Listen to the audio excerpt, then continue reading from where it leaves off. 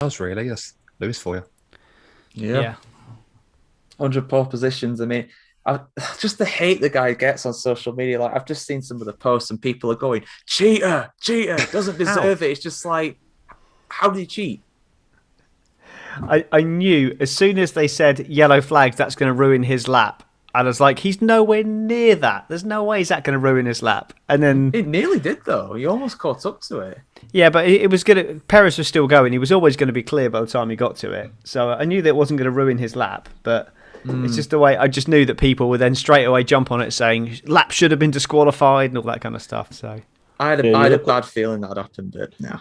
You look on the onboard, you can't see a single yellow flag, so you can't even argue against it. No, it's not like was it No, it wasn't Austria, was it? Yeah, it was Austria last year. First race last season.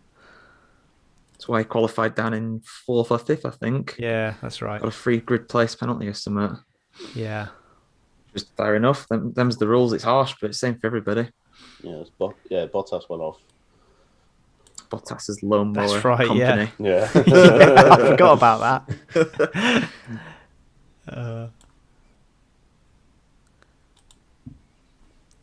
Just posting about it now. Actually making good time for once. Normally I'm doing this a few minutes into when we're meant to start. No Manscaped advert either. Our little trial has expired and we didn't get enough people to sign on, unfortunately. But best of luck with yours, Tom. I hope you get... I doubt we will. I don't think our numbers are nowhere near as good as yours, so... Yeah, I must say I was surprised. I was thinking we'd get close at least, but no. Now, did they give you a break? Did they do a breakdown of how many you sold? And yeah, absolutely none. Really? Yeah, really? None. That surprises me. It surprised me too. I must be honest.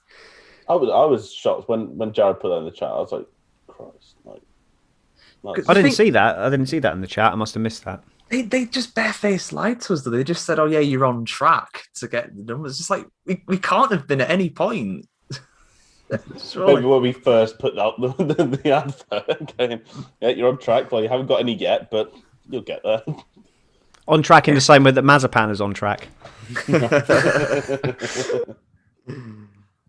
he's on track, Voldemort. But yeah, sorry. Yes, I forgot. We're on YouTube now, aren't we? I shouldn't have said that word. No, can't do that. Yeah.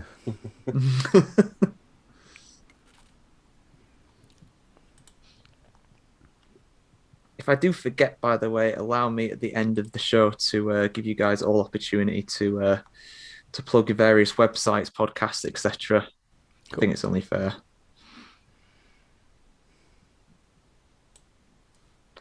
Post onto the Facebook. How much time will you allow me to plug then, George? 10, 20 minutes? He normally gives me 40 minutes, so you should go for at least 40. And Adam's had to leave the chat, unfortunately. He's had a very urgent matter to attend to. No, you just say a few bits about your show at end of the day and hopefully get a few people coming over to yours.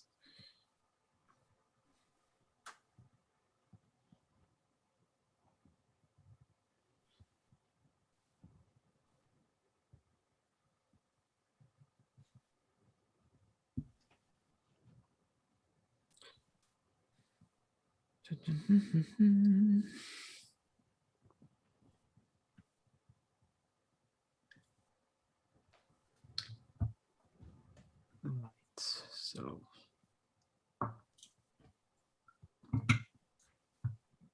nothing to do, get the results up.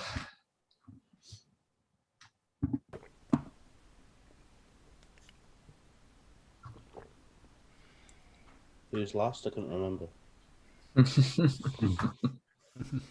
A guy was disappointed with today was George Russell. I thought he could have done it, but he just ran out of tyres, didn't he, in Q2? Yeah, it's an interesting strategy, that, actually. Just doing the sighter with the brand new tyres. It's quite interesting. If you know that you're definitely not going to be in Q3, or very unlikely, it's an interesting strategy. And they probably felt that, didn't they? Probably thought, we're going to get through to Q3. As long as it gets into Q2, it doesn't matter. I mean, to be honest, I think it's a bit of a poison chalice. They're never going to be any higher than 10.52 getting to Q3. And you're better off starting at 11th with free choice. I mean, you saw that in the last week, and we'll probably talk about it on the podcast, but we saw that last week. The guys who qualified further back advanced much quicker in the race. Yeah, although they're supposed to be a one-stop tomorrow, isn't it? So, I mean, it shouldn't be as bad as Portimao for tyre I mean, it was a management, two-stopper but last year, wasn't it? It was, and we might see that depending on how tyre wear is tomorrow. But better tyres this year, though, wasn't it? Really, much more durable. So yeah, higher pressures, stronger compound. Well, Wikipedia doesn't have the results on, so I'm going to have to go to my own website for it for a change. Wow. I know. Spotlightpro.com. Give it a plug. Might as well do. Just don't post anything to the F1 subreddit. Can't now anyway if I wanted to. Neither can I. Nobody can. They have blanket banned everybody. We have violated their terms of service. Really? Yeah. How? Many ways. I won't get into it, but fair enough. Ridiculous, but also not surprising. Not really a Reddit person. I did sign up for it, but I couldn't really get into it. It's all right, but there's some people on there. A bit like Twitter for me. I've left Twitter now. I can't be bothered with it. Okay. I'm not weeing, by the way. I'm pouring a coffee, if anyone can hear that. Is that for our benefit or for the viewers? Yeah. Because if you're listening to this on Spotify, Tom is not peeing. Yeah. Oh, you're talking about Manscaped though. We on the last one, we were demonstrating to the YouTube the trimmer, and I was showing everyone on the screen, and started just giving my beard a bit of a trim, and then Carl was like, just to clarify for those listening, Tom is shaving his beard. I didn't even think. Oh man. Right, shall we get going, lads? Probably a good idea. Can't sink any lower, can it? Well, that's my intro. Yeah. Oh man. Okay, so despite hints that the Flying Dutchman would spoil his party, Sir Lewis Hamilton claimed his 100th pole position today in Formula One to give him the best opportunity possible to extend his championship lead tomorrow. Welcome back to the Grid Top Podcast, everybody. This is episode number 103, where we'll be analysing qualifying for the 2021 Spanish Grand Prix. I'm your host, George Howson. I am joined today by the co-host of the MonkeySeat Podcast, Tom Horrox. Hiya. Host of the DN F1 Podcast, Adam Burns. Hi, George. Thanks for having me on. More than welcome, mate. More than welcome. And multimedia journalist, Louis Edwards. Hello. So, lads, fair bit to talk about in this qualifying, but of course, we can't start anywhere else other than Lewis Hamilton, Tom. I mean, 100 poles in Formula One is miles clear of everybody else in that regard. But it wasn't plain sailing for him. It did look for a while as though Max Verstappen might be able to beat him. But in the end, he's brought it across the line. He starts tomorrow from P1, which is so important around Catalonia.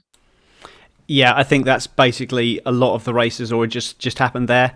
He was under a lot of pressure from Max. I think this was probably the hardest pole position he's had at Spain, going back, certainly through the turbo hybrid era. I believe he was also on pole here 2013, I think, from memory. But I mean, the guy's led pretty much every lap here since 2018, I think. So it's he certainly put himself in a great position to drag that through into tomorrow as well. It's definitely a huge landmark for the sport, for someone to hit three figures in a stat like pole position, something that only happens once a race weekend. I know obviously we've got a lot more races now and but it's still an incredible achievement. I mean, it's a bit of a name drop, but I was actually there in Canada in 2017, I think it was, when he got his 65th and matched Ayrton Senna, and to think now, just this short amount of time later, he's got 100 is just phenomenal. He was kind of my pick for pole. And I think what makes it even more impressive from his perspective is that he's got a teammate that's not only a very fast qualifier, but sets his cars up for qualifying to specifically try and be ahead of Hamilton on track at the start of the race. Which is why obviously Hamilton always comes back towards Bottas in the races. So the fact that he's got a fast driver in Valtteri Bottas, who isn't a number 2 driver alongside him, despite what some people may think, and he's still able to more than often out-qualify him, just underlines the talent there. So yeah, fantastic performance for pole. I think he probably could have gone quicker. He looked like he might have been able to improve on the second run, but he just got a little bit squirrely in the last sector and threw it all away. But fortunately for him, it wasn't quick enough from Verstappen to overtake. Yeah, strangely, a lot of drivers not going faster in the second runs during Q3, but Hamilton had enough in the bag after his first run to get pole position in the end. And like you said, just a monumental achievement. I mean, I've just looked it up now. He's competed in 270 Grand Prix, so he's got a strike rate of over 1 in 3 of those races he's had as pole position, which is just bonkers to think about, really.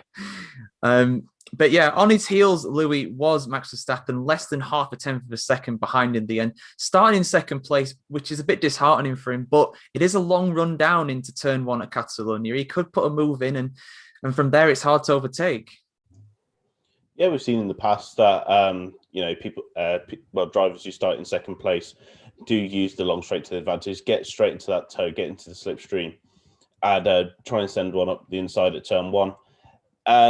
But I think Max will be slightly disappointed today. His FP3 pace looks incredible. He was looking pretty, he was looking pretty feisty in Q1 and Q2. I think he'll be disappointed that it's come down to such small margins yet again between him and Lewis Hamilton, and he'll want to win this race, to try and even up on points this weekend. So. Yeah, I think there's a lot of opportunity for Max tomorrow in the race.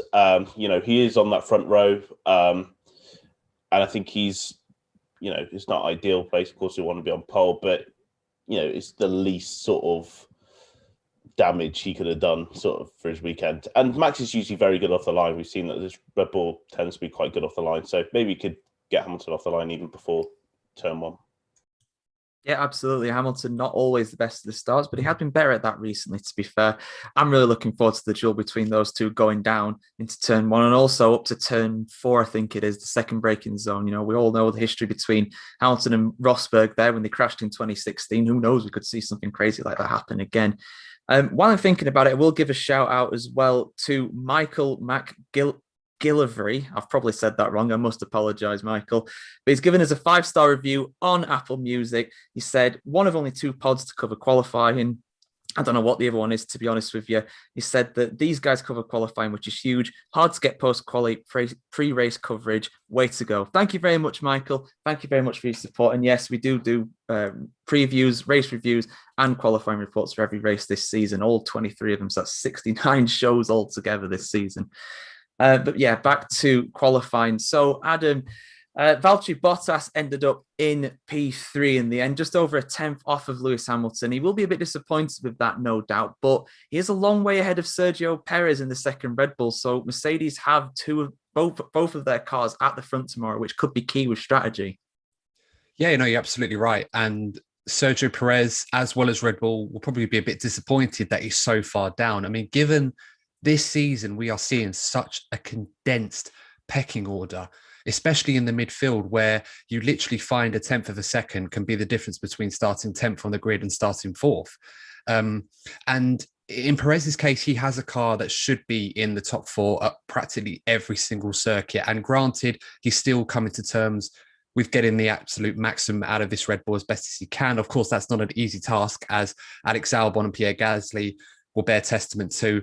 But when Max Verstappen is going for the championship the way that he is, the least that Red Bull will expect from a driver of Perez's experience and caliber is he can at least put it on the second row of the grid and at least give the Mercedes more than something to think about. As it stands, he's going to have to once again work his way through Daniel Ricciardo, the 2 Ferraris, and of course Esteban Ocon, who has really upped his game this season for Alpine, and he's absolutely had to. So once again, Perez, despite having very good race pace, is going to have to work his way through a few other cars before he can at least give the leading 3 something to think about. Yeah, absolutely. Another drive through the field is required tomorrow for Sergio Perez. He definitely let them down. But Bottas, credit to him. He's he's done the job.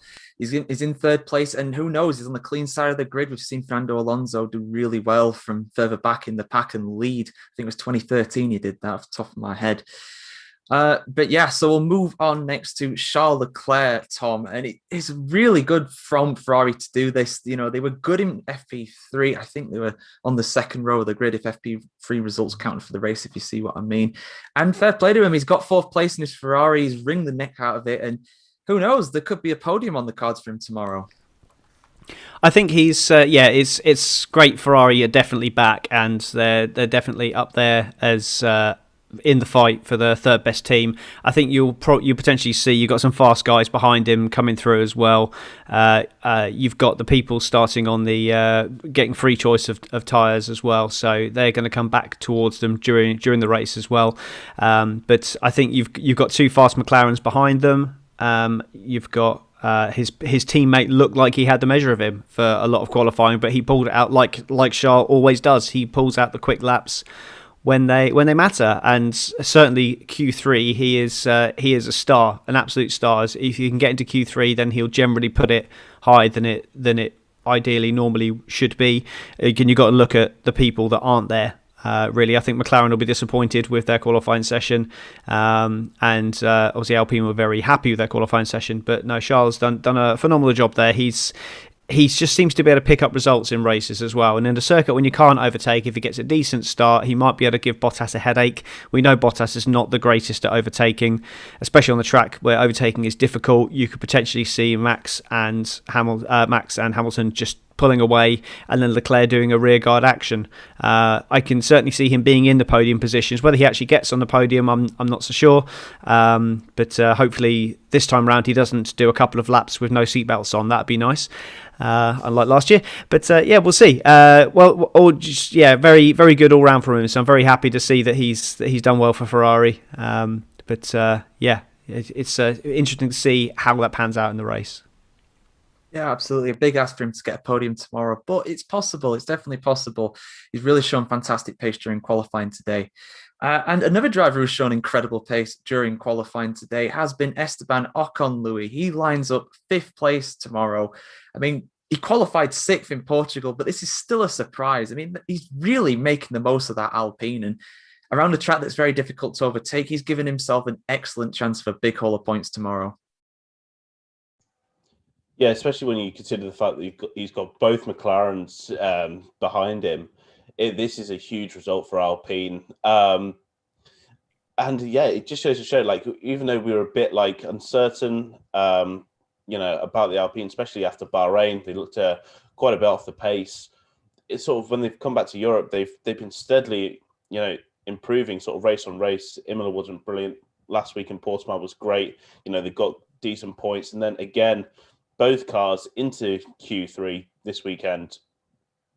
So something, the upgrades that Alpine have brought onto that car have really paying off, or maybe these tracks just suiting their car a lot better than Bahrain did. But it's clear to show that Alpine does have a lot of pace. And Ocon is starting to show, he had a bit of a misfire last year, and his confidence grew as the year has gone on. He's come into the season really putting the fight up against his teammate Fernando Alonso, and also doing a great job at showing, the pace that we really expected to see last year, because we knew how good he was back when he was racing for Force India Racing Point, and now he's starting to show that again. Absolutely, yeah. It's been a great year for him so far. I am well and truly flabbergasted by him. I did not expect him to be doing this well. I did not expect that Alpine car to be doing this well either.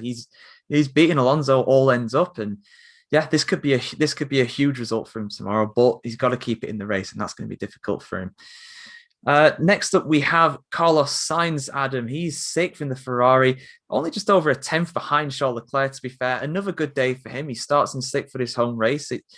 It's looking positive for him and Ferrari. Yeah, I mean, I don't think Carlos will be too disappointed. I think if someone had said to him this morning that you'll qualify on the 3rd row, 6th on the grid, I think he'd have been pretty happy with that. I suppose the only thing you could say he might have been disappointed about is that an Alpine is ahead of him on the grid in Esteban Ocon. And I don't think you can take anything away from Carlos Sainz in that. I think Esteban just put together a fantastic lap. As Louis said, he's had Alonso beat all ends up in qualifying 4-0 this season. So, as impressive as that is. But Carlos, as a Ferrari fan myself, I'm very happy with what Carlos Sainz is doing at the moment. And he seems to be getting to grips with his car in particular more than most of, if not all the other new joiners into new teams this season. So in front of his home crowd at his home race, he's had a pretty decent record in Spain. So I think tomorrow, if he can translate that into another good drive, as he did in Portimao, despite Ferrari's poor strategy, I think he'll be looking to try and get some big points. May not necessarily beat his teammate tomorrow, but I think if he can deliver at least a top 6 finish, I think Ferrari will be pretty happy with that. Yeah, Ferrari will definitely be happy with that. They just need to give him the right strategy, as you said, because he really struggled in Portimao because of that. Not his fault. They were just trying to match what Lando Norris was doing, and the Ferrari couldn't do it.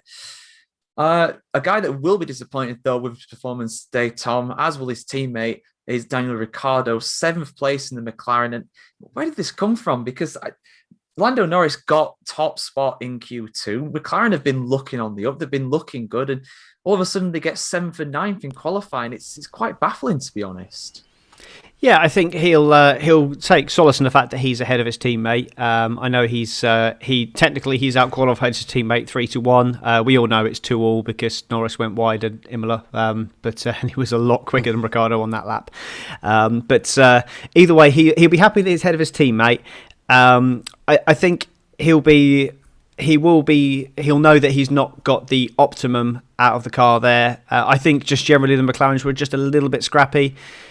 Overall, I think they've had a bit of a scrappy weekend. Norris put a blinding time in Q1 under pressure, which was brilliant, but which Ricardo was nowhere near. But I mean, really, he has been pretty close to Norris all weekend. There's been odd sessions where Norris has been quicker, but Ricardo's he's been close. I do think though.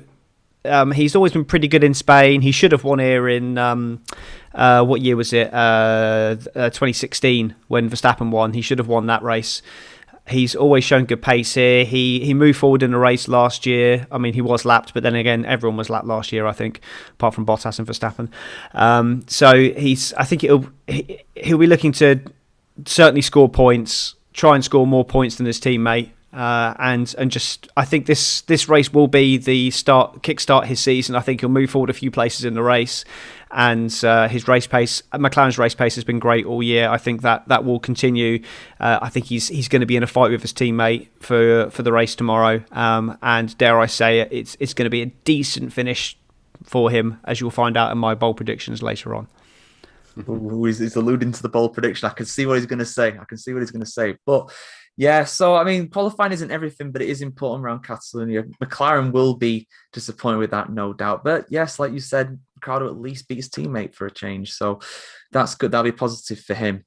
Not very positive, though, Louis, is Sergio Perez. He lines up 8th. He had a spin in Q3, which I probably put him off a little bit, but you still thought there's a big gap between the top 3 and the rest of the field. He should slot nicely into that, but he failed to do so. It's 8th on the grid tomorrow. But the thing about Sergio Perez is he can save his tyres like nobody else. He can climb the grid, but realistically, we're looking at a 4th place at best for him, really. Yeah, it's just really not going Sergio Perez's way. Yet again, and that second driver, second seat curse at Red Bull does seem to be creeping up on him ever so slightly. It was kind of just like a bit of a easy mistake to make at the start of Q3. He was looking to use as much of the track as possible to going into that slow section, carry as much speed, and he just got his just went a bit too wide on the entrance, got his rear tire into the gravel, and he was round. And I imagine he took that sector a lot more cautiously in his second run to avoid that happening again, and him starting in 10th place. But 7th was definitely not what I was expecting when he was coming round. I expected him to maybe be knocking on the door of maybe 5th, 6th, but 7th is going to be disappointing. But as you said, yeah, he can save his tyres. They'd probably do something probably very different to what they'll do with Max tomorrow. Try and get him as, jump all the cars in front. But I think the key for Perez tomorrow is going to be getting a great start, getting ahead of, at least one of the Ferraris, one of maybe even the Alpine. Try and find himself in a position where he can put pressure on the Mercedes and not just be fighting and, through the field and then eventually get there in the end. Yeah, I mean, we've criticised Bottas a lot for not quite performing as he should do, but he's at least up there consistently. He's a reliable runner. And so far, Sergio Perez has been fairly erratic. But yeah, like you said, it's the curse of the second driver at Red Bull. They just never seem to do well for whatever reason. But I think this one is firmly his fault, to be honest. But yeah, 9th place for Lando Norris, Adam. And it's been a stellar start to the season. We were waxing lyrical about him on your show earlier in the week to preview this race. But it's just not worked out for him here. I don't know. I'm not sure what happened to him, whether he has some trouble in his last Q3 lap. But like I said earlier on, he was top in Q2. But here he is, 9th place. Yeah, no, you're absolutely right. And even his Q2 time would have been at least a top 7 time if he'd done it in Q3.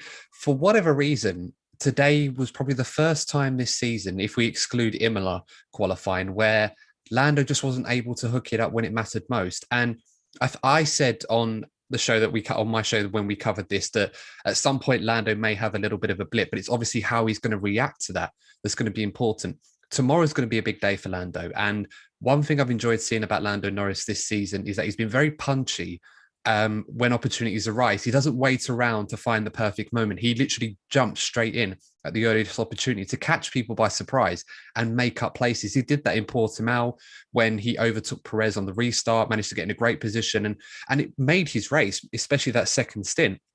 And one thing Lando's going to look at tomorrow is, his teammates ahead of him, but obviously, he may expect to be faster than him, so that might be able to get him a place. The Ferraris very much more aggressive and tend to eat up their tyres more than the other teams, so they may find themselves a lot slower in the race than they are in qualifying. That's something we've seen this season. So he's probably going to have that in his mind tomorrow to think, if I can get past those and perhaps run my race the way I want to without being held up too much, he might be able to make a few places when the pit stops come around. But it's going to be a big day tomorrow for Lando. I mean, the whole midfield is going to be really, really exciting. We were talking about a surprise podium. If I'm honest, it's going to take one of the top 3 to have a problem for that spot to open up, and perhaps if Perez doesn't recover. But any one of those guys from 4th all the way down to 10th place can find themselves in the driving position tomorrow. It's so tight. It's just a matter of who it is. And Lando certainly is going to be one of the leading contenders tomorrow for that. Yeah, the midfield is very much like a lottery at the moment. It's so tight in there. I think in Q2 at some point it was something like 2 tenths between 5th place and 13th after the first runs. That's ridiculous. That's why we've seen so many surprise drivers going out in Q1 and Q2, because just one little mistake and it can cost you 3 or 4 places easily. But yeah, we'll move on. So Fernando Alonso, he made it through to Q3 again, but he only qualified in 10th, Tom. I'm not sure if he ran out of tyres or what was going on, but qualifying again, not his strength. But I think you said, or maybe Carl said on your show, he's a bit like Rossi in his later years. He can qualify not as high because of his age, but he can make places up during the race. And I'd back him to do that again tomorrow. Yeah, no, I agree. He definitely lost some time in his run. Similar to Lando, he would have been a couple of places higher if he'd have done his Q2 time in Q3. It's 10th place is not a bad return considering where they have been. I'm not surprised that he's struggling against Ocon, because if you look at the form from last year, Ricardo destroyed Ocon in the early part of the year, but at the end of the season, when you take in every qualifying into account, Ricardo and Ocon were the closest pairing for qualifying times. Ricardo was always beating Ocon, but it was always by thousandths. So at the end of the year, those two were so evenly matched that it was just Danny that was getting the rub of the green. So I'm not surprised that Ocon is outclassing Fernando Alonso, who's been out of Formula 1 for 2 years and is 39 years old in qualifying. That experience is going to come through in races. I do think that over the course of the season, Ocon is going to have slightly too much for Alonso, which a lot of people have disagreed with me on. But I just think that he was so close with Ricardo last year that it's not a foregone conclusion that a 39-year-old Fernando Alonso is going to beat him. So but back to Alonso, who we're actually talking about, his home Grand Prix, that's going to give him half a second a lap, probably, to be honest. So I think he's going to look to go forward. No, he hasn't got the fans there, but just the fact that it's in Spain, it's going to be interesting, especially as on my podcast tomorrow, or this week, we've got an absolutely mental Fernando Alonso fan coming on, so it's going to be a very intolerable podcast, to be honest. But yeah, so I'm hoping for that reason that he has a bad race, but he'll I think he will move forward. I think he'll be fighting with certainly a Ferrari at some point during the race, probably a McLaren, and I just hope there's a bit of side by side action between him and Sainz. That'd be great for the cameras, I think. Absolutely, yeah. I'd love to see him and Sainz fighting. It's like Mick Schumacher and Sebastian Vettel if they were fighting out on track. It's just that kind of dynamic. It's very nice to see. A bit like Lando Norris and Lewis Hamilton, you could argue too.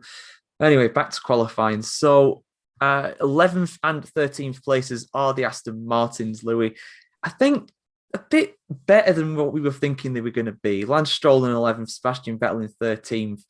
But still, it's going to be tough for them tomorrow.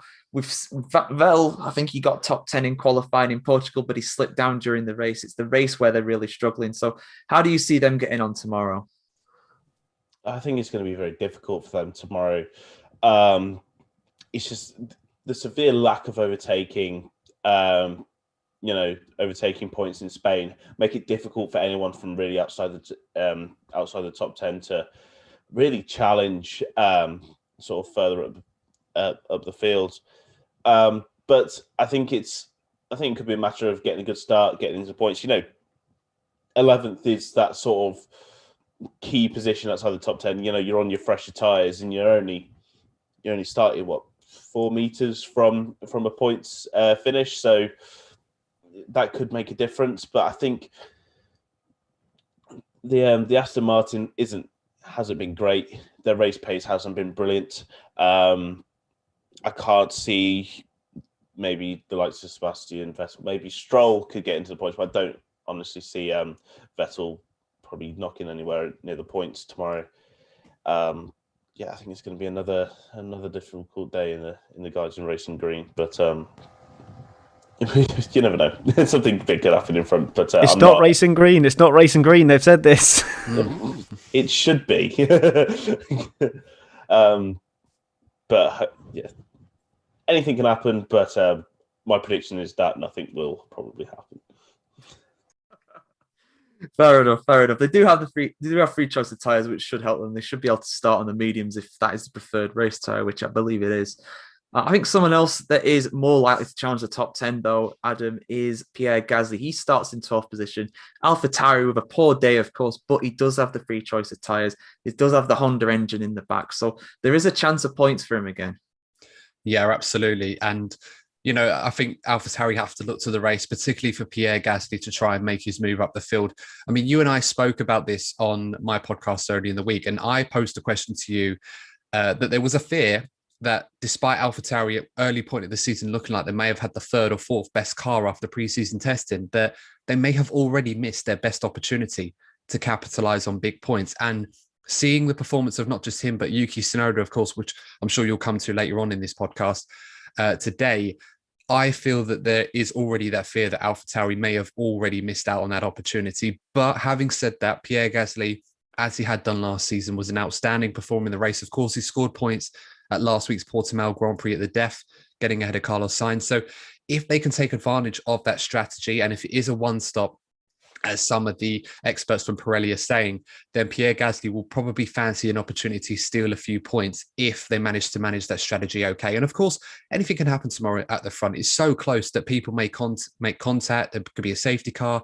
And Pierre has often been very, very good at capitalizing on those sort of opportunities. So they're certainly not out of it, but pace-wise, they do seem to be struggling now compared to where they were early in the season.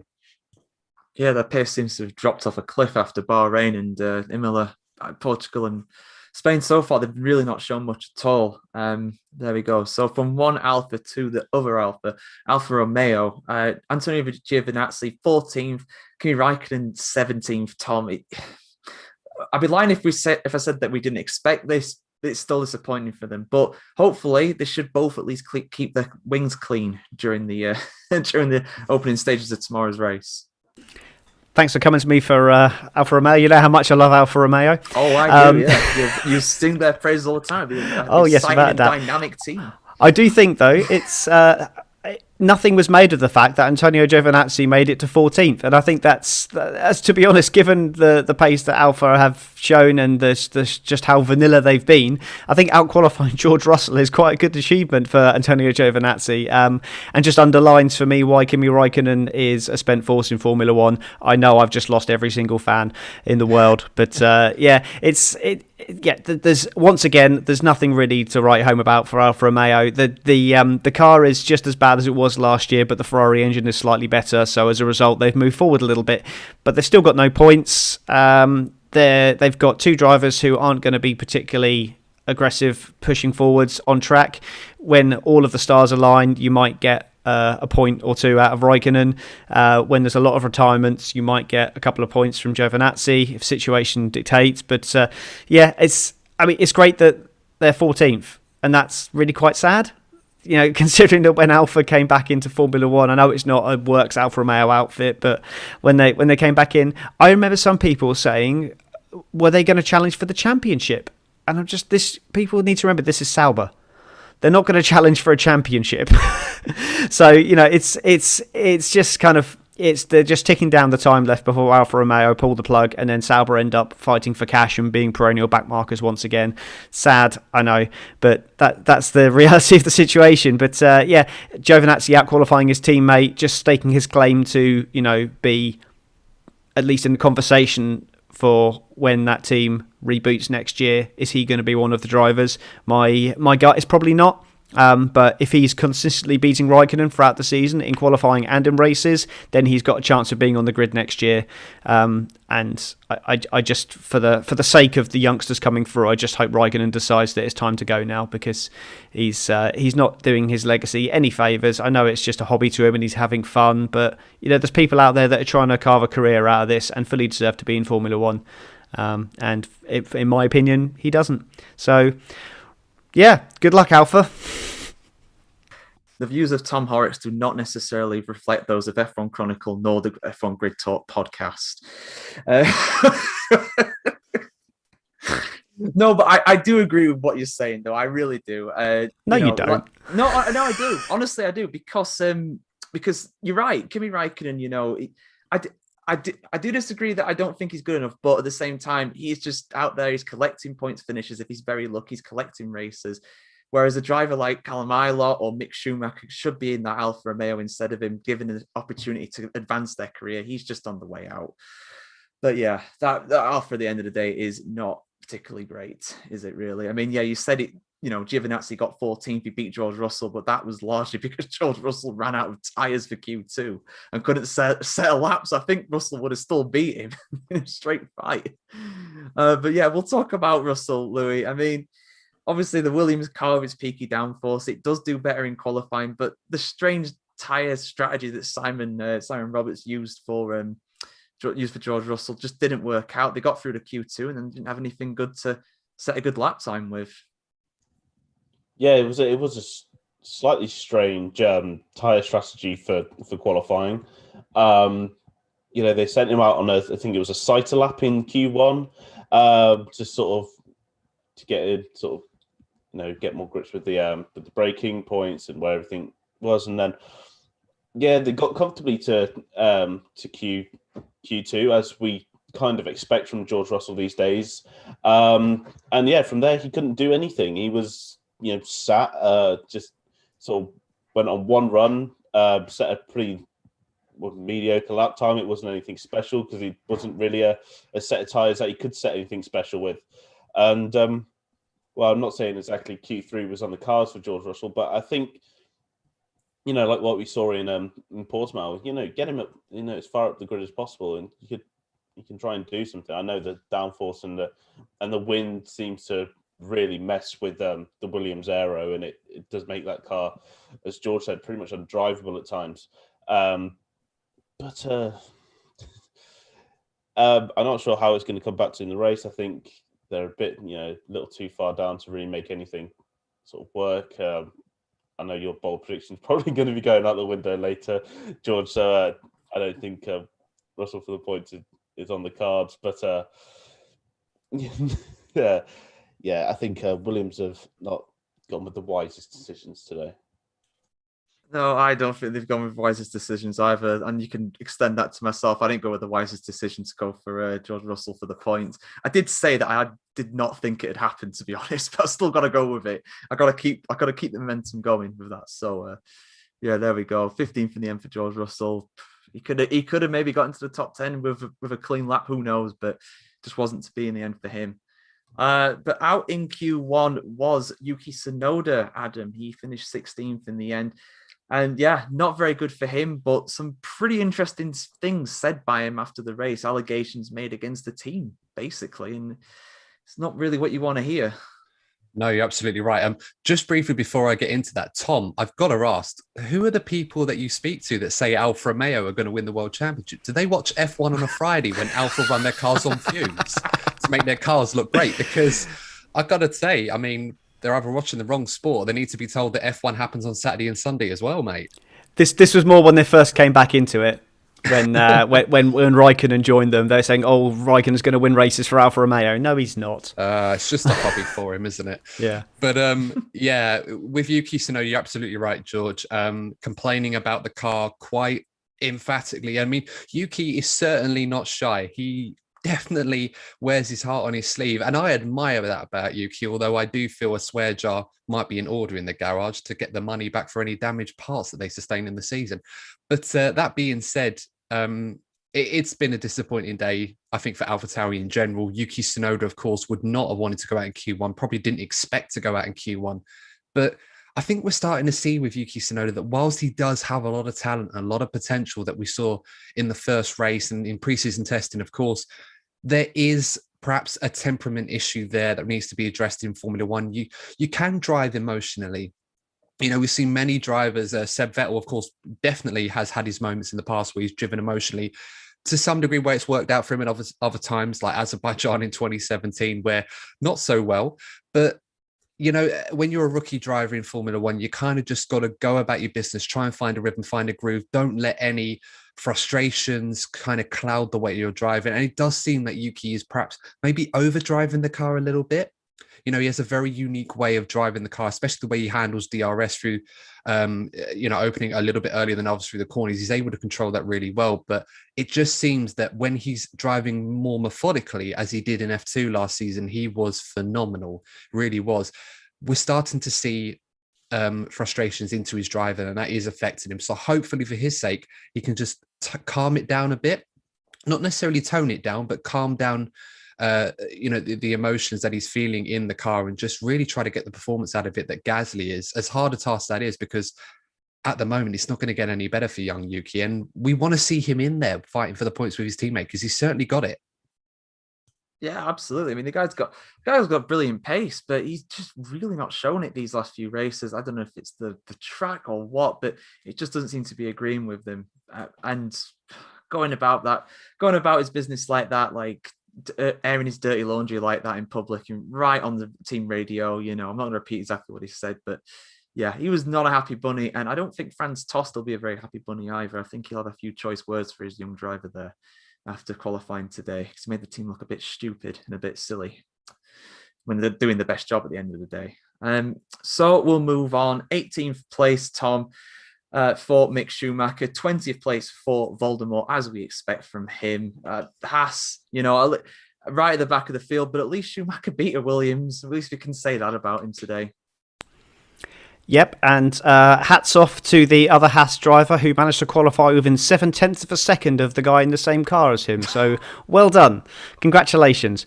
I don't know what I've done to annoy you, but you give me all the great ones today, aren't you? Haas and Alpha, it's great. It's just the way it's spelled. No, that's fine. Have to talk about Latifi in a minute or so. So there we go. Oh, at least he's a nice guy. But yeah, no. To be fair, Mick is a nice guy, obviously, and everyone loves a bit of nepotism in the sport, so that's great.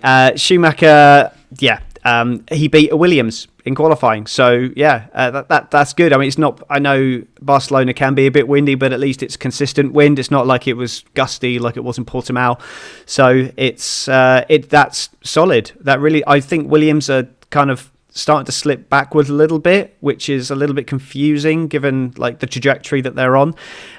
So for Haas to be now fighting with the Williams as opposed to just being a distance back from them is either Williams going backwards or Haas are starting to understand their package a bit more. We know we're not going to see much, if anything, in the way of developments to that car this season, so it is going to be a case of smash and grab when they get the chance. If we get a wet race in Monaco and there's a 12-car pile-up, potentially you might be some points there for Haas. But again, if there's a 12-car pile-up, you're going to bet your house that the other one is going to be involved in that crash. So it's it's going to be a long season, but we know that. But yeah, so solid performance from Mick to beat Nick and the other one. So it's good for him. He goes from strength to strength. He is going up in my estimation. Start of last season, I said I did not rate Mick and David Schumacher at all in F3. As the season went on, I started to turn around on Mick Schumacher, and by the end of the season I said, yeah, do you know what? He has earned his place in F1. And I'm fully behind him having that chance. He definitely had the talent to be there. Just a shame his teammate doesn't. But, broken record. We can keep going on about that all we want, but it's not going to change anything. He's probably going to be in there for longer than most drivers. He's going to be in F1 probably for longer than Lance Stroll. So we just got to kind of put up with it. Eventually he'll get decent because you practice something enough and you get better at it. Again, just look at Lance Stroll. He's a decent driver now, whereas he wasn't for 4 years. But who gets 4 years to practice at something like Formula One? So, yeah. That's all I've really got to say on that.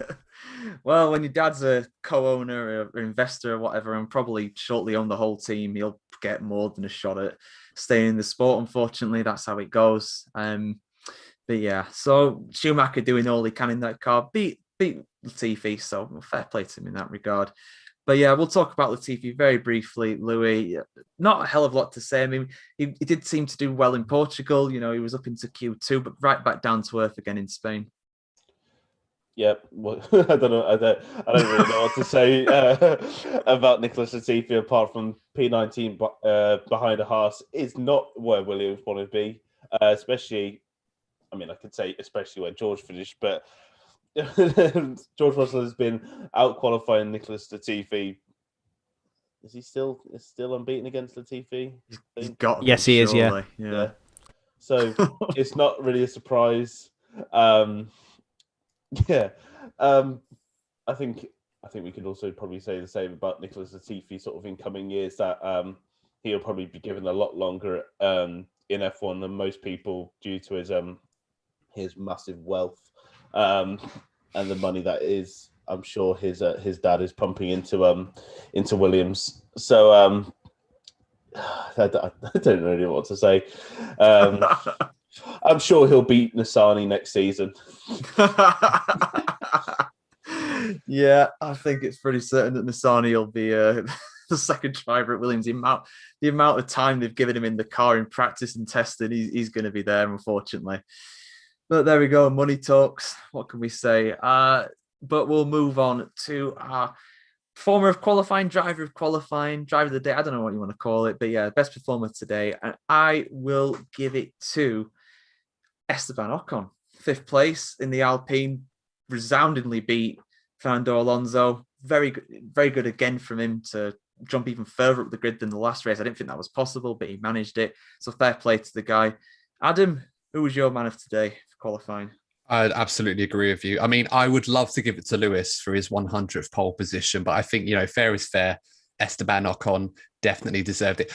So if I may, Louis, just quickly on the point you made about Roy Nissany. I mean, yes, you're right. He probably will end up in Formula One at some point, but he's still got to get that super license, which he hasn't quite got yet. So don't rule out Jack Aitken as an outsider. Yes. Involved at Williams as well. God, I love Jack, and hopefully he might get the opportunity. And Nissany might be the first choice for the money back and everything else. But if he doesn't get that super license, unless they change the rules where he's allowed to drive around and have that flashing green light on the back, or basically the equivalent of a learner label on the back of his car, which would be fun to see, especially at night races. But but that's going off topic. Obviously, I'm very, very much one of those guys that goes off a tangent, even on my own podcast. But yeah, you're right, George. Esteban Ocon, definitely the driver of qualifying for me. Tom, who's your choice? I don't want to go for a clean sweep. If you'd asked me first, I would have said Ocon, but I'm going to go for Leclerc based on that. As you're absolutely right in what you say, Adam, where you'd love to give it to Lewis, but he didn't do a perfect qualifying. Verstappen didn't do a perfect qualifying. So you've really got to go with Leclerc or Ocon for those two. So just to show a bit of diversity, I'll say Leclerc. Fair enough. Louis, who are you going for? Well, I was also going to go for Leclerc. That was even like before Ocon. I was like, I was going to go with Charles Leclerc. I think it was a great lap from him. really sets them up for what could be a very good finish tomorrow. Yeah, it could be a big day for Ferrari and him tomorrow in the Constructors' Championship battle. They've got a big advantage over McLaren off the line. Let's see if they convert it into points at the end of the race. I mean, Spain is not exactly famed for its overtaking, but we'll give a quick top 3 prediction. And to be honest, I think it's going to stay the same. I hate to be that guy, but I really do. I really can't see even Sergio Perez making it up to third. I just think it'd be too big of a gap by the point that he's cleared the Leclerc and Ocon and Sainz and people like that. So I'm gonna say Hamilton, Verstappen, Bottas, but I'll hope that Verstappen wins just to make it tight in the championship again. Adam, what's your top 3 prediction? I'm going to stick to the one that I did on the show that we did together earlier in the week, and that was Max to win, Lewis second, and Charles Leclerc P3. But I do hope that something happens between Max and Lewis at the front, because it's something you need this championship to spring into life between these two. It's a great battle going on, but it's almost a bit too respectful. We got a little bit of argy-bargy at Imola, and we also got something at Portimao to a degree. Lewis returning the favour, of course, when he overtook Verstappen. But, you mentioned earlier Rosberg and Hamilton obviously having that famous incident in 2016. This championship, to really send it into life between these two, needs a moment like that we're going to remember quite fondly. Not necessarily the two of them taking each other out, but something to really get the elbows out and start to light that fire, because I think that would really capture the interest in this championship. But yeah, Max to win, Lewis second, and Charles Leclerc P3. Have a little bit of contact in Imola, but I do know what you mean. There's not been like a wow moment really during the races, unless you really count the battle in Bahrain. Anyway, it's been entertaining. It's been more than we've had for a few years now. I can't complain. Tom, what's your top 3 prediction for tomorrow? Yeah, I'd just like to know what Alan's been watching, where this championship battle doesn't like excite you, because this is the best title battle we've had for a long time. I think you're right. I'm not quoting the exact stat, as I can't remember off the top of my head, but I think there hasn't been a winner at Barcelona outside the front row since 1991 or something similar to that extent. So it's insane. I can't remember the exact stat, but it's something like that. Nando won from about 3rd or 4th. Oh, maybe there's been one occasion where someone outside the front row.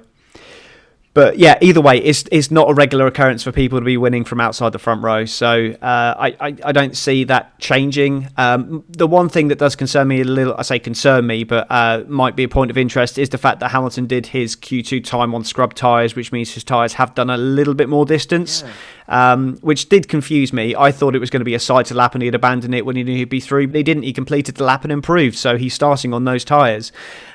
Whether he thinks that just putting a heat cycle through them will cure them a little bit more and then give them a bit more durability, I don't know, but only he can answer that.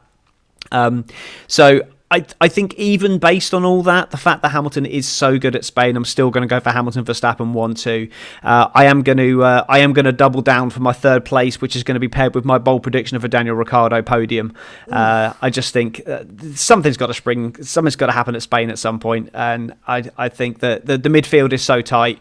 I just think maybe there's going to be, given that you've got Sainz there with Bottas, Leclerc there with Bottas, Ocon, who can be a little bit crashy at times. Something may happen in the midfield there, which would allow Ricardo to make a few places, or a bit of a long run on the tyres, and then jump into position. So it's bold. It's not going to happen. But what else am I going to say? Russell for the points. I mean, you'd be an idiot if you said that, mate. I'm just be honest. Louis, what's your top 3 prediction? Well, based on how Colin, my preview prediction was Verstappen, Hamilton, and Norris. I think was my podium in the preview show. I might stick with my top 2. I think it might Hamilton with those scrub tyres. Maybe that strategy won't pay off, and Max may be able to get a better start, or maybe sort of make those tyres work through the opening couple of laps. So I'm going to go Verstappen to win, Hamilton second, and I'm going to go with Leclerc in third.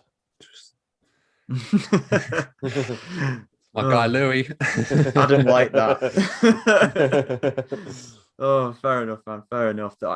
Any of this stuff could happen. I hope Spain does not disappoint like it usually does so often. There have been great races there. Of course, 2017, I was there. I really enjoyed that race, but again, I was biased because that was the first one I attended. So there we go. But yeah, bold prediction time.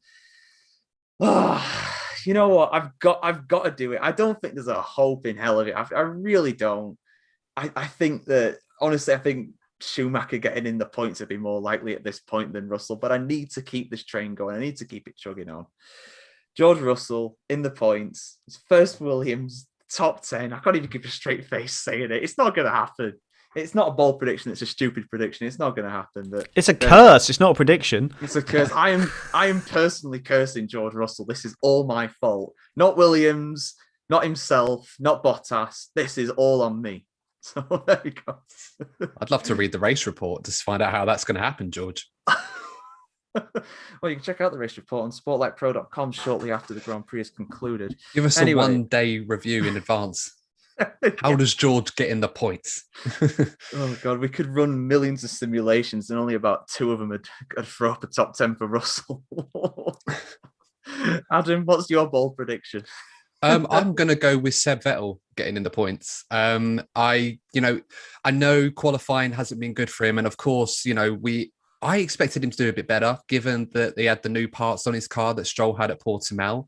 Ultimately, it didn't translate into a good qualifying performance from Seb. But you know what? He's been looking better the last couple of weeks. I think things have happened to him that have really compromised his races. And he's had a lot less running time than anybody else with what happened in testing. So hopefully for Seb, he can have a clean race like he did last season with the shortcomings he had at Ferrari, and he might be able to get a result tomorrow. We'll have to wait and see. But I'm going to say, I think Seb could get points this weekend.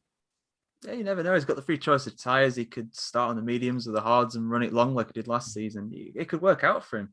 You never know. Louis, what's your bold prediction? I've been trying to think of something that is Latifi really for the bold. Points. It has to happen. Well, I said that last week in Portugal, but of course that didn't come true.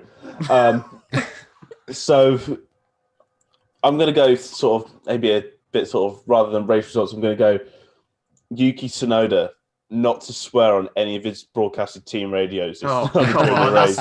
I'm more likely to get mine than that. Come on.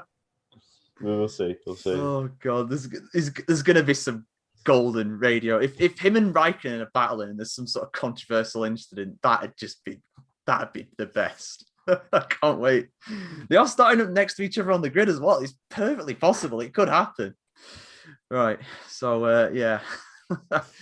So yeah, that is the show. I will say, like Michael left us a 5-star review. If you do that, you will get a shout out in the next show after this concludes. If you leave us a 5-star review on Apple Music or iTunes, whichever one it is, I do forget. I get confused. I'm not an Apple man. As you can probably tell, I'm an Android user. We are also available on the F1 Chronicle website, YouTube, Spotify, Apple Music, Amazon Music, Verbal, Omni Studio, and Pocket Cast. Just search for the F1 Grid Talk and all of those. And of course, we do live stream this out on the YouTube channel as well. Just search for the F1 Grid Talks YouTube channel if you want to catch the show early or live or whatever. And also check out our back catalogue as well. We have over 100 episodes in there now. Lewis Hamilton has 100 polls. We've got over 100 podcasts. You can check all those out. And not just race reviews and previews and qualifying reports, but also documentary style pieces like the 1994 Benetton Tiregate, Ayrton Senna, and an interview with Mario Solo as well, which was a lot of fun. We did a while back. But yes, thank you very much for joining us, lads. I really do appreciate it. No worries. Yeah, thanks for having me. Always a pleasure. Of course. So where can people go if they want to find out more from you? Starting with Tom. So we're the MonkeySeat Podcast. We're on @MonkeySeatPod on all major podcasting platforms: Twitter, Facebook, Instagram, and we cover all motorsport, not just Formula One. We cover IndyCar. We interviewed the head of aerodynamic design in IndyCar not long ago, which was a great episode. So if you want to come along and see us learn about other sports as well, because we don't know a huge amount about Formula E, Extreme E and IndyCar, but we're learning and it's great fun learning, so you can learn with us. Obviously the passion lies in Formula 1, but Formula 2 and Formula 3 we cover as well, and we're going to try and cover W Series as well, so lots to get through. So if you want a mammoth session, come to the Monkey Seat. A mammoth sesh, just go to the Monkey Seat Podcast. That's how we do it. Louis, where can people see more stuff from you? You're a multimedia journalist. Where's the media at? You can you can search for View from the Crowd on YouTube. I do more than just Formula One. It's any sports that I like, basically. I will talk about, and also viewfromthecrowd.com is where I do more articles and stuff like that, again, on just varying different sports. You write for sportlightpro.com too. Remember that.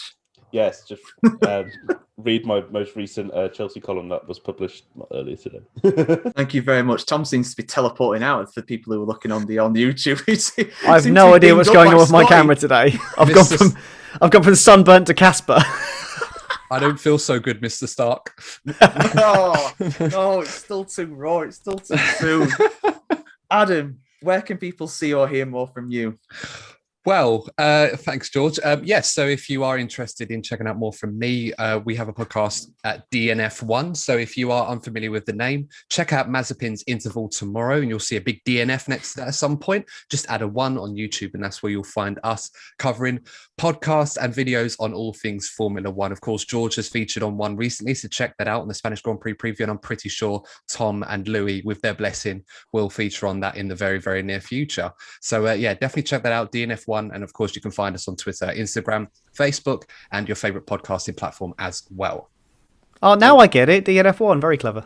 I didn't actually get it, you know. When I first heard about it, I thought, DN, are they from Doncaster? And it's like, oh no, it's they're based in London. It's like, what is it? And then it eventually clicked. Like, did not finish. There we go. So yeah, do check out all these guys' websites and podcasts and platforms and everything. They're all great on their respective shows and websites too. And we'll be back tomorrow to review the Spanish Grand Prix from 5 p.m. at British Summer Time, straight after the race, pretty much just an hour or so after it'll conclude.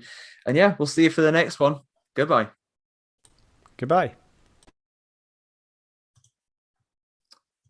Oh, there we go. Still streaming live on YouTube, but yeah, I nearly forgot to do the plug-in there at the end, and I thought, wait a minute, there's one more thing to do. Tommy, you using like a blue screen or something like to? Well, I always use a green screen, but I never normally get my Martin McFly on like I'm doing right now. I feel like I'm about to disappear. Oh yeah, that's weird. That's really strange. Yeah. I'll have a play with the video settings. I think it's the light settings are just. Hang on, let me try something different. Oh, no, that's not good. You can unlock. There we go. That's better, Tom. Surprised none of us made that joke about Lewis unlocking the gold skin on his car now. Oh, for flip's sake! Because save that for when he wins his 100th race. It's only a matter of time. Yeah, what's he up to? 97 now? Yeah. I had a feeling he was going to get to 100 race wins before 100 poles, but yeah, no. Not quite. I thought it might be a little while for him. I didn't think he'd do it today. I thought Verstappen would do it after Q2, but yeah. There we go. Class is permanent. 100 poles. It's just insane. Like, I think Schumacher got 68, 69. Yeah, 68, nuts. I think he was. Yeah. Just in another league. I say 65 was the Senna. Yeah, that was an emotional one for him. If you wanted a guy that had to deliver a lap time to save your life, Lewis would definitely be the man every time. Yeah. And as I said, like in my bit before, like Bottas always sets his car up for qualifying. And the fact that he's beating him so convincingly, even though, you know, he's setting up for the race. He doesn't even prioritise qualifying, which is just phenomenal how he can consistently get these pole positions when he doesn't even put that much weight behind qualifying. It's all about the race for him, rightly so. It's phenomenal. I mean, that must annoy Bottas so much. I mean, how many sessions does he beat Lewis before Q3 on a Saturday? Almost all of them. And then Lewis is like, all right. And then just turns up and finds half a second. It's like, you mad? I ran the points last season because I'm this sad. If FP1 was the race result, what would the championship be? And Bottas would have won the championship. I mean, the sprint races are going to be good if they're happening on Friday qualifying. Bottas should get pole position, surely. Yeah. Because Lewis doesn't peak until Saturday afternoon. So by then, he's already won the sprint race. And you might find, though, that he'll just drive past him on track, though, won't he? Oh, yeah, there's that too, yeah. He's got to race him, so... Oh no, not racing. God, in Formula One? How dare he? We don't do that here. Don't you know?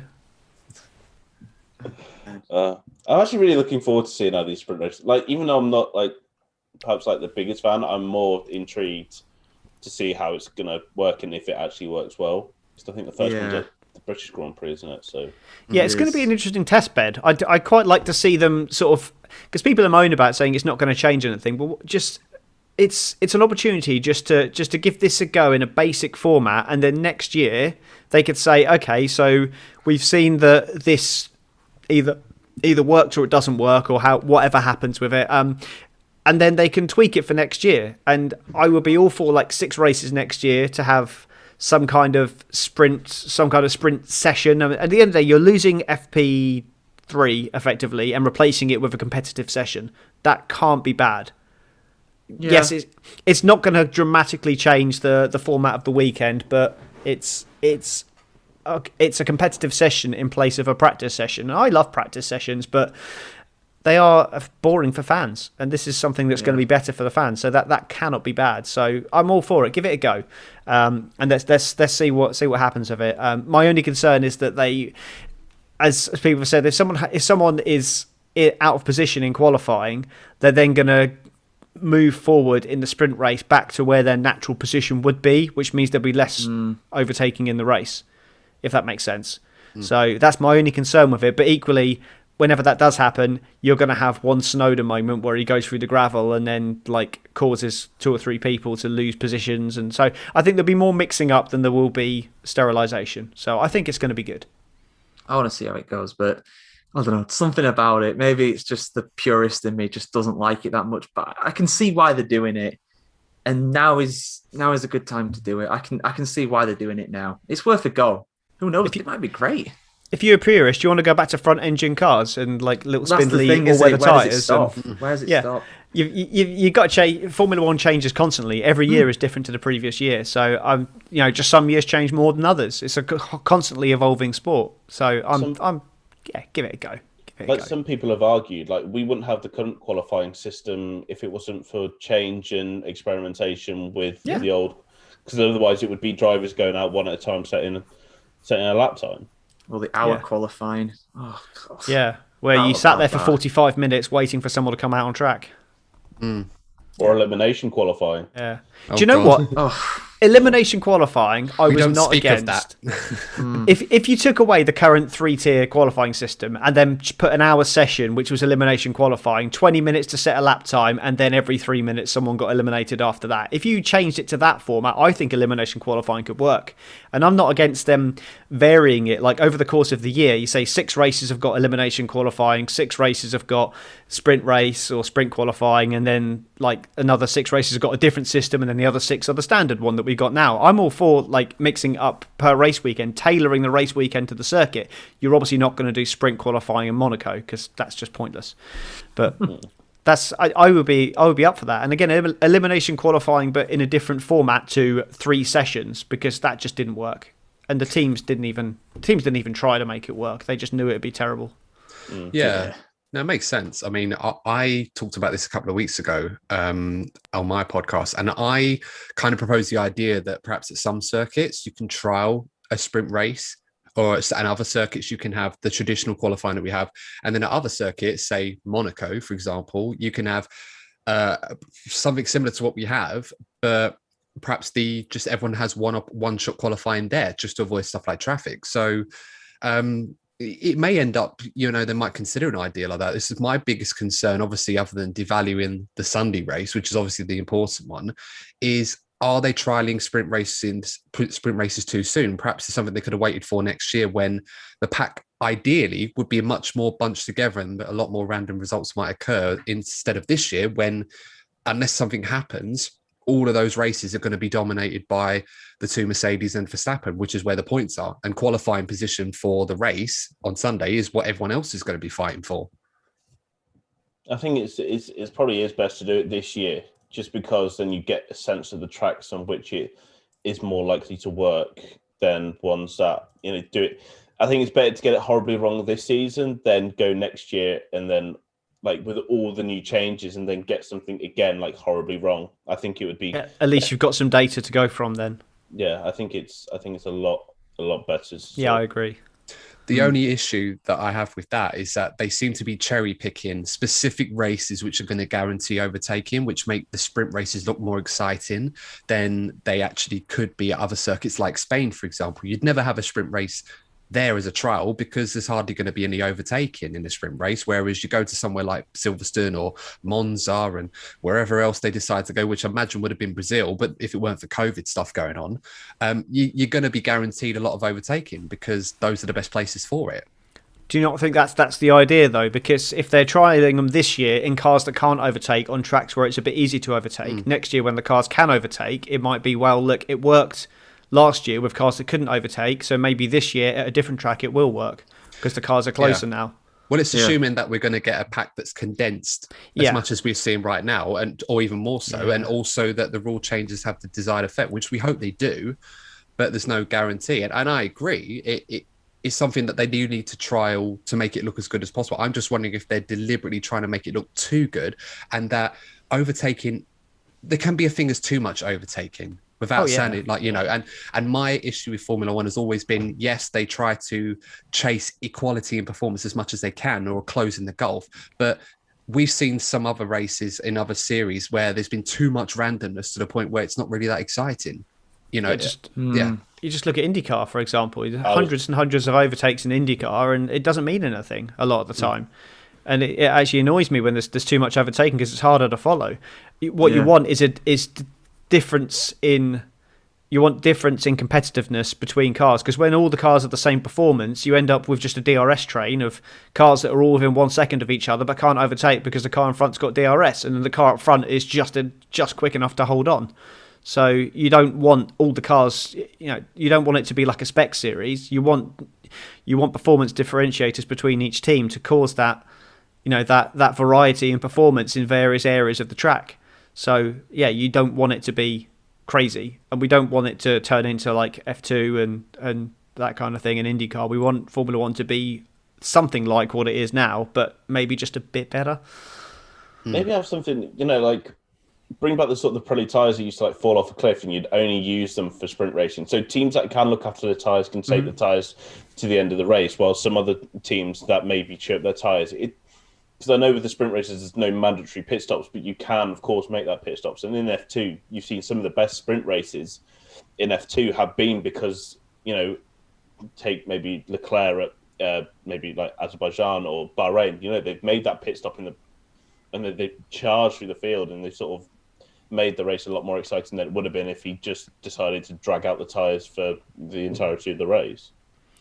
Have they made it like mandatory to use the softs now in the sprint races, or is that just the qualifying? It's just mandatory softs in qualifying. So the Q2 rule has gone for the sprint qualifying weekends, which I think that rule should go anyway. I think it doesn't serve a purpose in modern Formula One. I think it should go, but because the faster cars will just get through Q2 on the mediums anyway. So so it's mandatory softs for the qualifying sessions, and then you've got a choice of 2 tyres to use in the sprint qualifying, but you don't have to make a pit stop. I think, Louis, you're onto something there where maybe I would like to see, to be honest, harder tyres in the race and softer tyres in the sprint qualifying. So you could say you've got to do 20 laps on a soft tyre. It's only worth 3 points or whatever it is. So it's not. I don't want to see cars just tiptoeing around. And the car that is able to, or the car that puts the least load through their tyres is the one that wins the race. I want to see cars pushing and fighting for victories, but being able to get close enough to sling one up the inside. That's what I want to see. I don't want to see cars just tiptoeing around on tyres that just fall off the cliff all of a sudden, and for no reason a car just loses 3 seconds a lap. I don't want to see that. I want to see racing, not tiptoeing. So, I think Lewis said it today, didn't he? He said it's been great that we've been on tyres that can push for the first 3 races.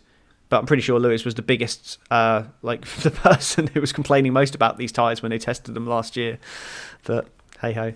Well, that's the ideal situation, isn't it? I mean, the only problem is Pirelli to have to gather enough data to find where that fall off the cliff window is. And to do that, they'd have to carry out private tests. But the team would still be able to gather a certain amount of data on that. So they just maximize their strategies to mitigate that as much as possible and find an optimum strategy. Oh yeah, they'll always find a way. Everybody does exactly. Yeah. I mean, this will help Sunday races to some degree because it will limit the amount of data they can gather across the weekend, because they're only effectively going to have one practice session where they can optimize their cars for a 300-kilometer race. Whereas in the sprint races, of course, yeah, people say, yeah, you can gather similar track data and everything else, but that's only going to get you so far when your race is completely different. Where, as I said earlier, some cars chew up their tires different. Ferrari might not like the sprint races in terms of, obviously, the strategy is going to be ineffective for them. But if they chew up their tires a lot earlier in a 300-kilometer race, the sprint race, they might think, oh, this is all right. We can just push a bit harder because we don't have to stop. Whereas everyone else are going to try and do this on strategy. So we'll see. But I'm like George, I'm a purist on this. I'm not really a big fan of changing too much. I feel like we have a pretty decent system, but ideally we'd want the pack to be a lot closer together and be a bit more competitive across the field rather than just the same 2 or 3 cars fighting week in, week out. It's the cars that are the problem, not the format, isn't it? Yeah. They're trying to pave over the cracks with different formats to, just to try and sort it out. But hopefully the changes do sort it out. But we've heard it all before, haven't we? I remember 2019 going into that season, they were like, oh no, there's less downforce, to be better overtaking. I think the one difference this time, though, you've got Ross Brawn and Stefano Domenicali involved in the decision. It's not Bernie Eccleston and Max Mosley. Yeah. That's a very good point. I'm hopeful. They know what they're doing.